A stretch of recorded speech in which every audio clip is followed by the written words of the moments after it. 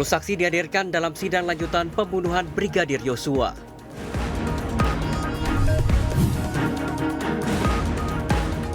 Banjir mulai surut, warga pilih tetap berada di posko pengungsian.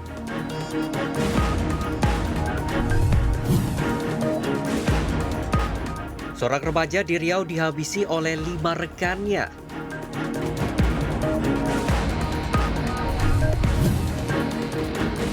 Serbia, negara yang dikenal sebagai produsen raspberry terbesar di dunia.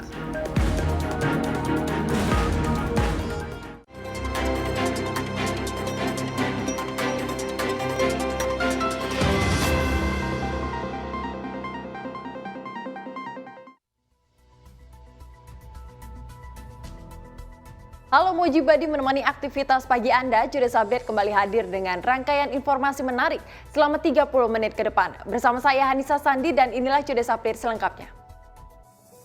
Sidang lanjutan pembunuhan Brigadir Yosua kembali digelar di Pengadilan Negeri Jakarta Selatan.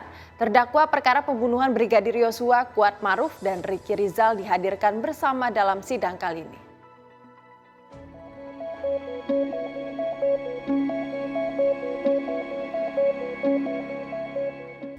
Sidang lanjutan pembunuhan Brigadir Yosua kembali digelar di Pengadilan Negeri Jakarta Selatan.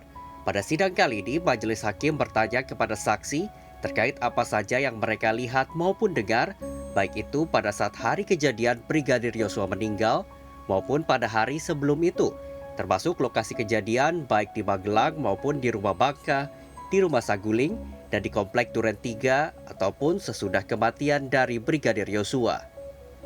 Kali ini jaksa penuntut umum menghadirkan 10 orang saksi yang terdiri dari asisten rumah tangga dan juga para ajudan Verdi Sambo.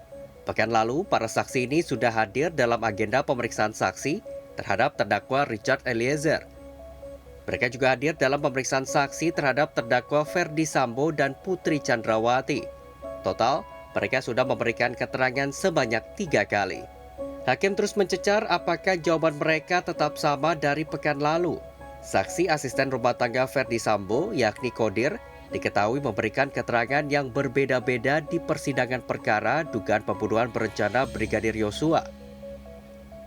Poin menarik dalam sidang kali ini di mana saksi sempat menyampaikan bahwa mereka mendengar hal yang sama dari Verdi Sambo saat Brigadir Yosua meninggal dunia.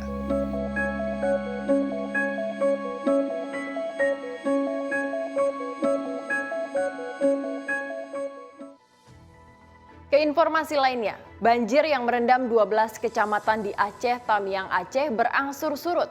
Warga pun mulai kembali ke rumahnya masing-masing, sementara sebagian warga lain masih memilih bertahan di pengungsian lantaran akses jalan masih terputus. Surutnya banjir yang menerjang Aceh Tamiang sepekan lebih mulai dimanfaatkan warga untuk melakukan pembersihan. Seperti yang dilakukan oleh aparatur Gampong Desa Alur Manis ini. Gunakan pompa air, pembersihan dipercepat agar layanan masyarakat bisa kembali normal. Sebagian masyarakat hari ini masih 5% yang ada melakukan pembersihan di masing-masing rumahnya. Walau berangsur surut, tapi masih banyak warga yang lebih memilih bertahan di tempat pengungsian. Kalaupun kembali ke rumah, mereka pun belum bisa bermalam lantaran rumah mereka masih terendam banjir hingga setengah meter. Pengungsi memilih bertahan ini merupakan warga dari 5 kecamatan yang masih terendam, di antaranya Kecamatan Seruai, Rantau, Kejuruan Muda, Bendahara, dan Karangbaru. Sudah surut airnya, cuman yang akses jalan masuk ke air tenang itu masih ada airnya, jadi belum bisa diiniin. Sementara itu, Menteri Sosial Tri Risma hari ini datangi wilayah Aceh Tenggara dan Tamiang. Saat kunjungannya ke Aceh Tenggara, Tri Risma hari ini menyerahkan bantuan kepada korban banjir bandang di Desa Rambung Teledak, Kecamatan Darul Hasanah. Kasur, ada sembako untuk masing-masing keluarga terdampak. Kemudian juga ada ada bantuan lain, peralatan mandi, pakaian kebutuhan sehari-hari, kebutuhan untuk ibadah dan sebagainya. Banjir bandang menerjang 32 desa dari 9 kecamatan di Aceh Tenggara, mengakibatkan puluhan rumah rusak. Tercatat 1.846 jiwa atau 466 keluarga terdampak banjir ini. Tim Liputan melaporkan dari Aceh. 4 pekerja tambang di Kabupaten Agam, Sumatera Barat tertimbun pasir usai dilanda longsor. 2 korban tewas dan seorang kritis telah dievakuasi sementara 1 pekerja lain masih dalam pencarian. Petugas dibantu warga mengevakuasi para pekerja yang tertimbun usai tambang pasir yang berada di Nagari Salare Ayah, Palembayan, Kabupaten Agam longsor. 1 persatu korban berhasil ditemukan. 2 korban yang ditemukan bernama Fauzan dan Agung. 1 jam kemudian, korban ketiga bernama Isuf ditemukan. Ketiga korban langsung dilarikan ke klinik. 3 orang korban sudah berhasil dievakuasi, saat ini sedang dievakuasi ke klinik terdekat. 2 korban atas nama Agung dan Isuf dinyatakan meninggal dunia. Sementara Fauzan dilarikan ke Rumah Sakit Pasaman Barat karena kondisinya kritis. Hingga kini petugas masih melakukan pencarian terhadap 1 korban atas nama Dodi. 2 unit alat berat dikerahkan untuk mencari pria 30 tahun tersebut. Saat kejadian, para korban tengah memuat pasir ke atas truk. Diduga longsor terjadi akibat tanah galian tebing labil setelah diterjang hujan lebat. Arset Kusnadi melaporkan dari Kabupaten Agam, Sumatera Barat.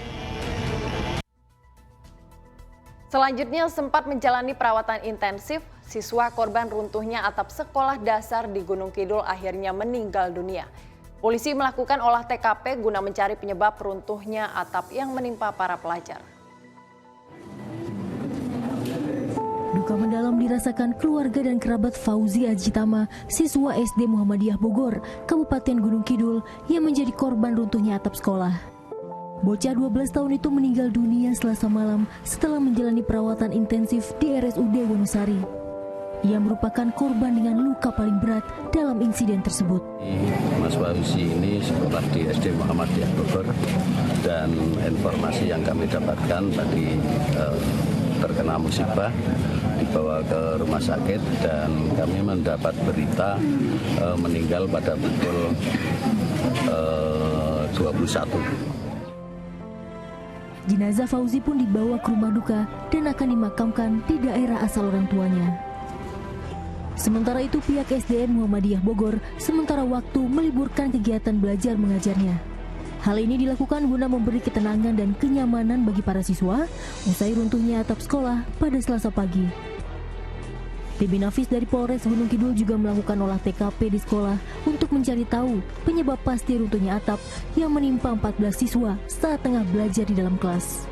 Gandung Jatmika melaporkan dari Kabupaten Gunung Kidul, Yogyakarta.